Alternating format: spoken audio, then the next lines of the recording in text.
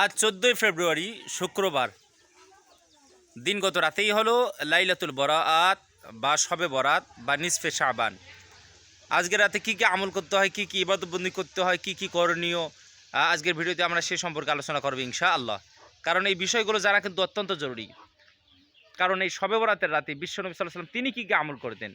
তো রাসূলুল্লাহ সাল্লাল্লাহু আলাইহি ওয়াসাল্লাম এই রাতে বেশি বেশি করে নফল নামাজ পড়তেন, জিকির আজগার করতেন, কোরআন তেলাওয়াত করতেন, আল্লাহ তাআলার কাছে চাইতেন, তার মনের বাসনাগুলো ইচ্ছাগুলো আল্লাহ তাআলার কাছে পোষণ করতেন। এরপরে তিনি কবর জিয়ারত করতেন। এরকম করে রাসূল সাল্লাল্লাহু আলাইহি ওয়াসাল্লাম নামাজে একদিন তিনি নামাজে দীর্ঘ সেজদা করছেন। হযরত আম্মা জান আয়েশা রাদিয়াল্লাহু তাআলা আনহা তিনি মনে করেছেন যে রাসূল সাল্লাল্লাহু আলাইহি ওয়াসাল্লাম হয়তো মৃত্যুবরণ করেছেন। এজন্য তিনি গিয়ে তার পায়ের বৃদ্ধাঙ্গুলি নাড়া দেন। রাসূল সাল্লাল্লাহু আলাইহি ওয়াসাল্লাম বলেন, হে আয়েশা, তুমি কি জানো, তুমি কি মনে করেছো যে আমি রাসূল মৃত্যুবরণ করেছি? না, আজকের রাতটা হলো এমন একটা রাত, এটাকে বলা হয় লাইলাতুল বরাতের রাত।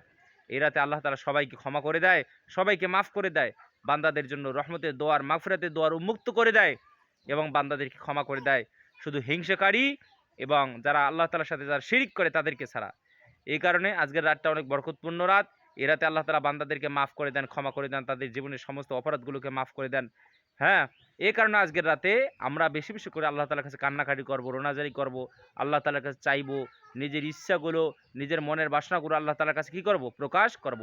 অনেক মানুষ আছে অভাবী, অনেক মানুষ আছে চিন্তিত, অনেক মানুষ আছে আপনার অভাবগ্রস্ত, অনেক মানুষ আছে অসুস্থ, অনেকের এই মা-বাবা দুনিয়া থেকে বিদায় নিয়েছে। এরকম করে আমরা আল্লাহ তাআলার কাছে প্রত্যেকটা আমাদের মনের ইচ্ছাগুলো ব্যক্ত করব।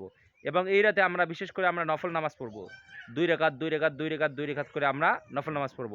আপনি একসাথে ৮ রাকাতও পড়তে পারেন, ১২ রাকাতও পড়তে পারেন। হ্যাঁ, ২ রাকাত পড়বেন, সালাম ফিরাবেন, ২ রাকাত পড়বেন, সালাম ফিরাবেন। এরকম করে আপনি ৮ রাকাতও পড়তে পারেন, ৪ রাকাতও পড়তে পারেন। এর নির্দিষ্ট কোনো সংখ্যা নাই বা সীমা নাই। আপনি যে কোনো সূরা দিয়ে যে কয় রাকাত আপনার খুশি, আপনি কি আজকের রাতে এই নফল নামাজ পড়তে পারেন।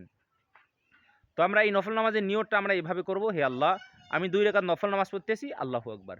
তো এর কারণে শবে বরাত কি ধরাই দেওয়ার কোনো দরকার নেই।